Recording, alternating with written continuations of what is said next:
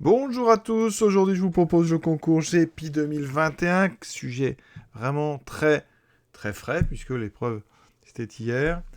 Et on est sur l'exercice 3. C'est les fonctions. Alors, habituellement, au concours GEPI, on a une étude de fonctions exponentielles, genre que j'aime beaucoup. Ici, on est vraiment sur le nouveau programme 2021 et on est sur les équadifs.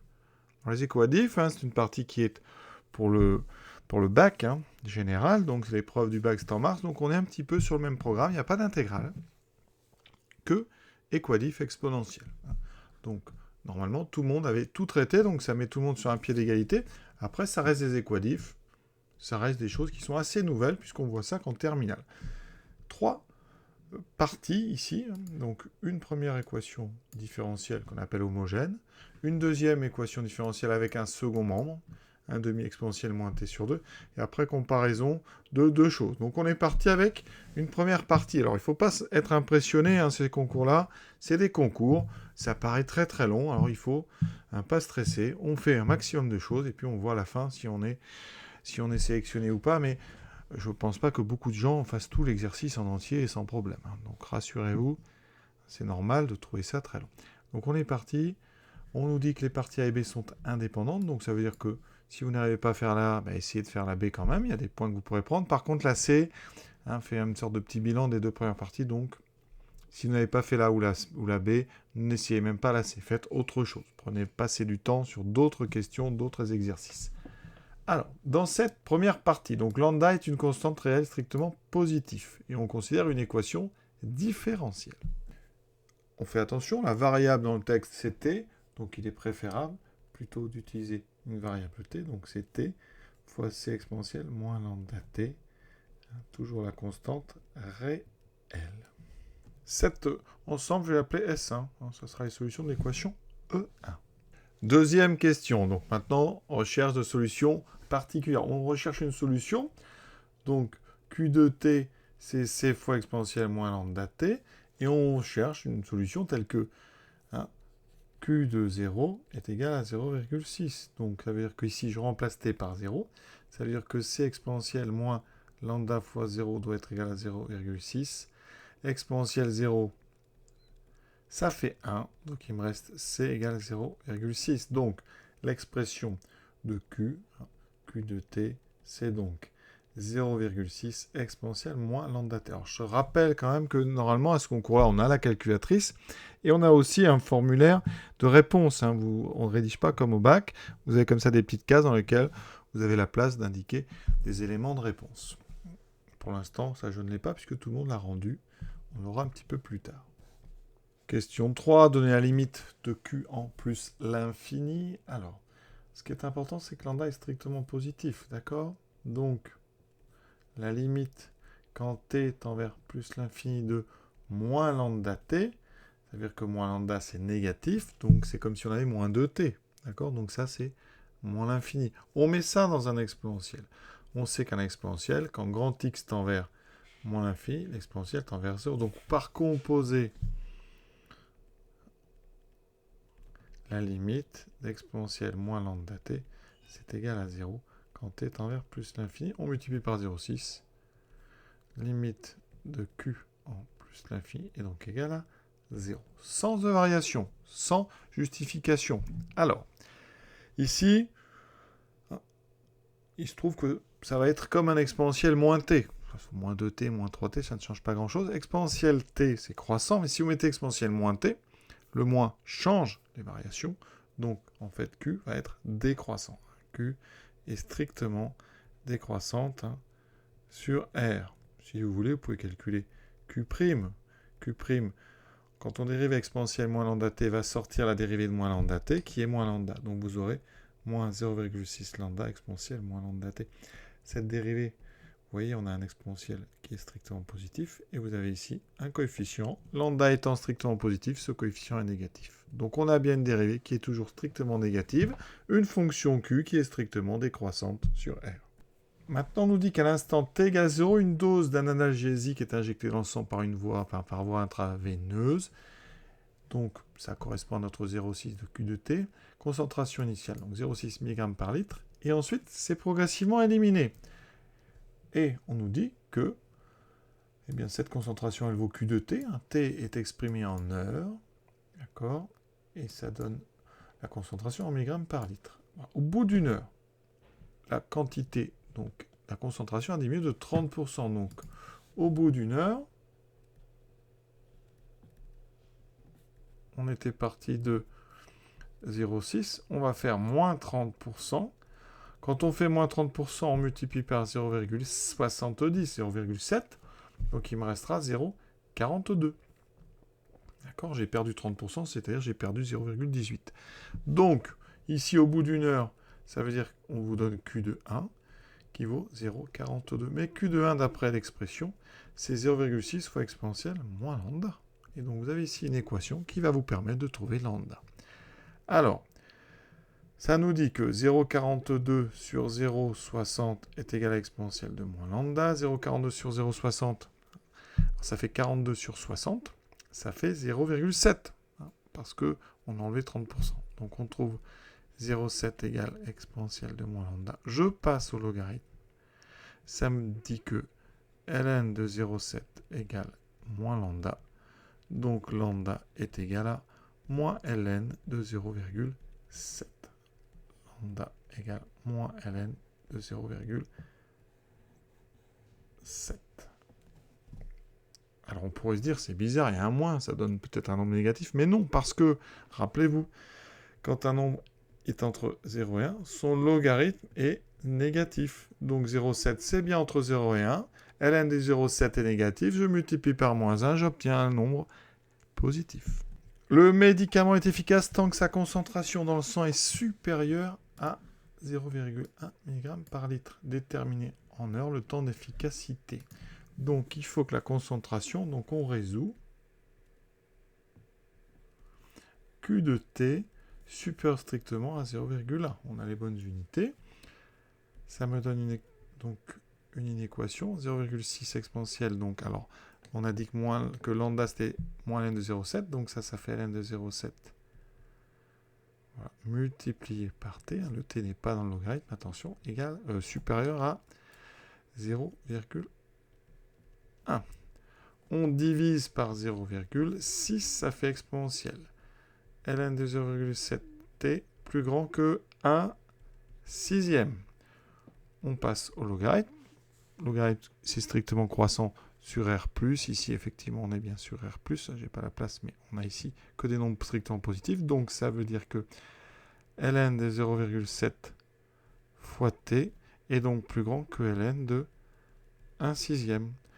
Attention, ici, ln de 0,7 est négatif. Donc en divisant par ln de 0,7, ça change l'ordre ici. Vous avez un inférieur. Et donc, alors, ln de 1 sur 6, si vous voulez, vous écrivez moins ln de 6 à la place. Parce que ln de 1 sixième, c'est moins ln de 6. Ça, c'est des propriétés du logarithme. Le logarithme d'un inverse, c'est l'opposé du logarithme, divisé par ln de 0,7. Là, il faut une calculatrice. Ça tombe bien, ce concours, on en a une. À la calculatrice, donc, on tombe 5,024. On demande une valeur rapprochée à 10-2. Donc, ça veut dire que t, ici, doit être inférieur à 5,0. Alors, 22. Alors, comme on va être sûr qu'il soit efficace, il faut prendre un temps plus petit. On ne va pas arrondir au-dessus. À 0,24, on va arrondir à 0,23. Donc, ici, il faut regarder 5,02. Donc, TE, le temps d'efficacité, c'est à peu près de 5 heures. Voilà. Maintenant, on attaque la partie B. Alors, c'est une équation différentielle un petit peu plus compliquée. Donc, c'est y'. Alors, on ne va pas mettre les t ici. Plus y égale. Par contre, vous avez un second membre. On peut écrire ça comme ça. Et donc, un petit peu plus compliqué. Pour résoudre ce genre d'équation, il y a deux étapes. D'abord, résoudre l'équation homogène. Ça sera la question 7. Et trouver une solution particulière. On va vous la donner. C'est la question 6. Donc, comment vérifier qu'une fonction est solution d'une équation? Eh bien, en fait, on va remplacer y par g. Ça veut dire qu'il faut calculer g'. Donc, g de t, c'est exponentielle moins t sur 2. C'est dérivable. G', donc ça, on dérive moins t sur 2, ça fait moins 1,5. Moins 1,5 exponentielle moins t sur 2. Je calcule donc g' de t plus g de t. pour tout t, donc pour tout réel, pour tout t appartenant à R. Ça me donne donc moins 1 demi exponentielle moins 1 demi de t, plus exponentielle moins t sur 2. Je calcule, là j'ai un 1, moins 1 demi, ça fait 1 demi, exponentielle moins t sur 2. Ça tombe bien, c'est exactement ce qu'on veut ici à droite. Donc, effectivement, G est solution de mon équation E2. Pour résoudre cette équation différentielle, il faut connaître son cours. On est sur une équation du type y' égale AY plus F. C'est-à-dire ici, y' égale moins YT plus 1 demi exponentielle moins T sur 2. Ça veut dire ici qu'il vous faut prendre dans la formule A est égal à moins 1. Et phi, c'est une solution de E, qu'on a déjà trouvé, c'est G. Donc ça veut dire que les solutions de cette équation, je vais appeler ça S2, c'est les fonctions qui à t associent donc C fois exponentielle moins T. Ça, c'est les solutions de l'équation dite homogène. C'est-à-dire que vous enlevez en fait le 1 demi de E de moins T sur 2. Et vous rajoutez ici votre solution particulière qui est G, donc exponentielle moins T sur 2. Et tout ça avec un nombre C qui décrit l'ensemble des réels. Donc, je vous rappelle, la solution d'une équation différentielle comme ça, c'est solution de l'équation homogène plus solution particulière. 8e question, donner la solution f de E2, vérifiant f de 0 égale 0.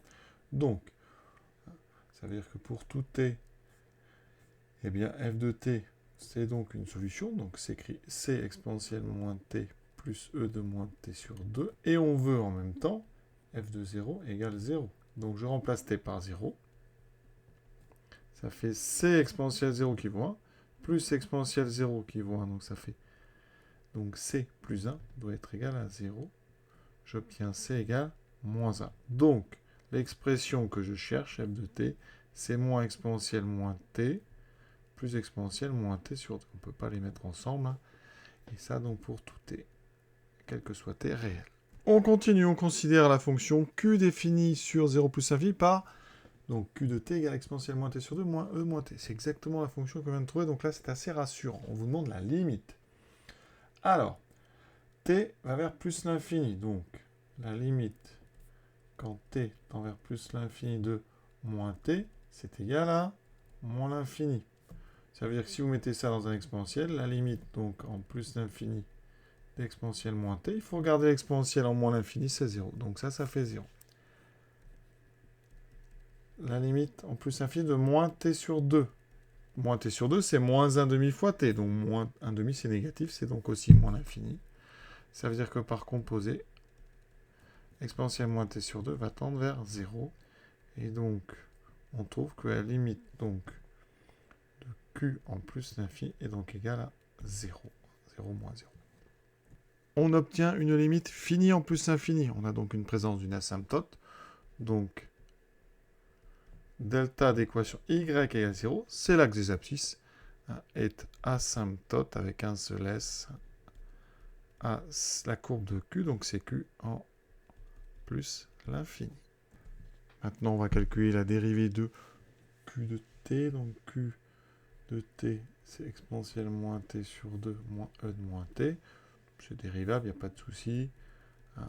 Dérivée d'exponentielle moins t sur 2, c'est donc du exponentielle u' e de u, donc je dérive moins t sur 2, ça fait moins 1 demi exponentielle sur 2, moins la dérivée exponentielle moins t, qui est donc moins exponentielle moins t. On obtient moins 1 demi exponentielle moins t sur 2, plus e2 moins t. Alors là, dans la proposition qu'on nous fait, il y a une factorisation par exponentielle moins t sur 2. Alors je rappelle, propriété très importante, exponentielle moins t sur 2, si vous le multipliez par lui-même, vous faites exponentielle moins t sur 2 plus moins t sur 2. Donc, ça fait exponentielle moins t. Parce que t sur 2 plus t sur 2, ça fait t. Donc, je peux ici, oui, si ici je remplace exponentielle moins t par exponentielle moins t sur 2 fois exponentielle moins t sur 2, exponentielle moins t sur 2, donc, j'ai un autre exponentielle moins t sur 2 et j'ai ce moins 1 demi. Donc ici, par rapport à ce qu'on demande, le A vaut 1, c'est ce qu'il y a devant exponentielle moins t sur 2, et le B vaut moins 1 demi. Maintenant, on va étudier donc certainement le signe de Q', donc on va résoudre Q' de t strictement positif. Alors, ça équivaut à exponentielle moins t sur 2 fois exponentielle moins t sur 2 moins 1 demi. On sait qu'exponentielle moins t sur 2, quel que soit t, c'est strictement positif. Donc, vous pouvez diviser par exponentielle moins t sur 2, il va vous rester exponentielle moins t sur 2 moins 1 demi, strictement positif. Donc là, c'est assez classique. On met le 1 demi à droite. On passe au logarithme. On a que des nombres ici strictement positifs. Donc, ça veut dire que j'obtiens moins t sur 2, strictement plus grand que ln de 1 demi. On va tout multiplier par 2. Donc, moins t est plus grand que 2 fois ln de 1 demi. Ensuite, on multiplie ou on divise par moins 1. Ça me fait t. Et attention, ça va inverser l'ordre. Inférieur à moins 2 ln de 1 demi. Petite propriété du logarithme, je vous rappelle, ln de 1 sur x est égal à moins ln de x, ça, quel que soit x, strictement positif. Donc ln de 1 demi, c'est moins ln de 2. Donc j'obtiens quelque chose d'assez simple. Je vais enlever ça. J'obtiens t plus petit que 2 fois ln de 2. Dans la question suivante, on nous parle d'un point d'abscisse ln de 4. Alors, ln de 4, c'est très rassurant parce que vous savez que ln de 4, c'est ln de 2 au carré. Propriété du logarithme, ça fait 2 ln de 2. Donc on retrouve bien notre 2 ln de 2. On vous demande YA. Donc A appartient à CQ, la courbe de Q. Donc YA, c'est l'image par la fonction Q de XA. C'est donc Q de 2 ln de 2. Enfin, Q de ln de 4, on va mettre ln de 4. Je remplace donc dans l'expression, de Q qui est ici, ça fait exponentielle. Moins ln de 4 sur 2. Alors là, je vais mettre plutôt 2 ln de 2 à la place de ln de 4 sur 2. Moins exponentielle de moins ln de 4. Alors on va simplifier. Les deux ici se simplifient. Il me reste exponentielle de moins ln de 2, moins exponentielle de moins ln de 4. Alors, plusieurs façons de faire. Si vous utilisez les propriétés de l'exponentielle, ça fait 1 sur e ln de 2, moins 1 sur e ln de 4. Exponentielle ln de 2, on sait que les fonctions étant réciproques, il reste, elles s'annulent, enfin les effets s'annulent, il me reste 1 demi, moins 1 quart. Et donc, il me reste 1 quart. Voilà la valeur exacte. Vous pouvez aussi utiliser ici des propriétés du logarithme, ça fera exponentielle de ln de 1 demi, moins exponentielle de ln de 1 quart. Et vous voyez qu'il vous reste 1 demi moins 1 quart, donc 1 quart YA égale 1 quart. Et c'est une valeur exacte, c'est rassurant, parce que vous voyez qu'on ne vous demande pas de valeur approchée. Maintenant, on vous demande de compléter le tableau de variation. Alors, il était fourni, on le complète. Donc, les valeurs importantes, c'est 2 ln de 2, c'est-à-dire ln de 4. D'accord, ici, ça s'annule. On a dit que c'était positif avant, donc plus 0, moins. Donc, Q est croissante, décroissante. Alors, les limites, rappelez-vous qu'on a trouvé 0 en plus l'infini. Et ici, en ln de 2, on vient de trouver 1 quart. Voilà. On veut un tableau sur 0 plus l'infini. Effectivement, nous, t est un temps. Donc ici, on va mettre 0. Ça nous empêche finalement pas de calculer Q0. Q0, alors, quand on remplace, on voit tout de suite que ça fait exponentielle 0 moins exponentielle 0. Ça fait 1 moins 1, 0. Voilà donc notre tableau de variation. À l'instant t égale 0, un analgésique est administré par voie orale en une prise. La substance est absorbée progressivement puis éliminée. Donc, la concentration, c'est comme tout à l'heure, est égale à Q de T. Et ce médicament cause des effets indésirables quand sa concentration dans le sang est supérieure à 0,3 mg. Alors, est-ce que le médicament va causer des effets indésirables? Bien, la réponse, c'est non. Regardez le tableau. Non. Car Q possède un maximum qui est 1 quart. Et 1 quart, c'est 0,25. Et 0,25, c'est plus petit que 0,3. Donc, la concentration reste toujours en dessous de 0,25. D'accord? Et reste et vaut, pour être précis, 0,25 au bout de 2 ln de 2 heures. Alors, je n'ai pas la valeur exacte, mais voilà, donc le tableau, on a trouvé un quart, c'est inférieur à strictement à 0,3, donc c'est bon. Pas d'effet indésirable. Partie C, donc comparaison de deux méthodes. Première méthode, orale, deuxième méthode, par voie intraveineuse. Alors je vous ai remis ici les deux tableaux de variation. Dans le premier cas, par intraveineuse, ça démarre tout de suite à 0,6, puis ça descend progressivement, en passant en 0,1 au bout de 5,02 heures, à peu près. Pour la voie orale, on a vu une fonction avec un maximum qui est atteint en 2 ln de 2. Donc 2 ln de 2, ça fait à peu près 1,3, 1,4. Donc au bout d'une heure et demie, vous êtes à, donc ici, 0,25 au maximum, et après ça redescend.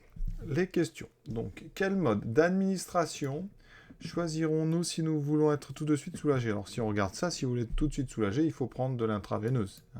Parce que vous partez tout de suite, donc avec 0,6. Et donc, la bonne réponse, c'est la B, par voie intraveineuse. Pour la voie orale, vous voyez, ça démarre à 0, ça monte jusqu'à un quart, et après, ça descend. Question 16. Sachant que l'analgésique est efficace quand sa concentration est supérieure à 0,1, quel est le mode d'administration qu'il faut choisir pour qu'il soit efficace le plus longtemps? Alors là, il y a un petit peu de travail parce que pour le premier, on sait qu'on passe en dessous de 0,1 au bout de 5 heures à peu près, donc 5 heures ici. Pour l'autre, on sait qu'on va monter un quart, mais on ne sait pas à quel moment on va passer ici donc en 0,1 et ici en 0,1. Donc il faut une calculatrice pour regarder un petit peu à quel moment on va passer au-dessus de 0,1. Donc sur un graphique, il faut tracer à droite d'équation y égale 0,1 et voir à quel moment on passe au-dessus. Donc il faut la calculatrice. Donc ce qu'on peut faire, c'est tracer la courbe, donc petit q de t, la courbe qui est constante égale à 0,1, faire le graphique et regarder à quel moment se coupent ces deux courbes. Pour ça, eh bien, on a des calculs ici sur toutes les calculatrices qui permettent de faire les intersections des deux courbes. Donc moi, ce qui m'intéresse, c'est cette intersection-là. Vous voyez, on est vers 4,4. Et 4,4, ça veut dire que ici, on passe à 0,1 au bout de 4,4 à peu près. Donc évidemment que ça va agir moins de 5 heures, puisqu'on est déjà au bout de 4,4 heures, on est déjà en dessous et ça ne va pas remonter. Donc, on en déduit donc qu'on va choisir aussi ici donc la voie intraveineuse, celle de la première partie. Voilà. Alors, les petits pièges, parce que la première partie, on fait voie intraveineuse, c'était la partie A, et la voie orale, c'est la partie B, et là, vous voyez, on a mis voie orale en A et voie intraveineuse en B. Donc, on peut se tromper, c'est pas très, très sympa, ça. Alors, j'ai tracé ici, juste pour vérifier, donc mes courbes. La première, c'est pour la partie A, pour la partie B, et on voit bien que la courbe de la partie A est au-dessus de celle de la partie B, donc on est au-dessus de 0,1 beaucoup plus longtemps. Voilà. Cet exercice est à présent terminé. Je vous souhaite une bonne fin de journée, à bientôt.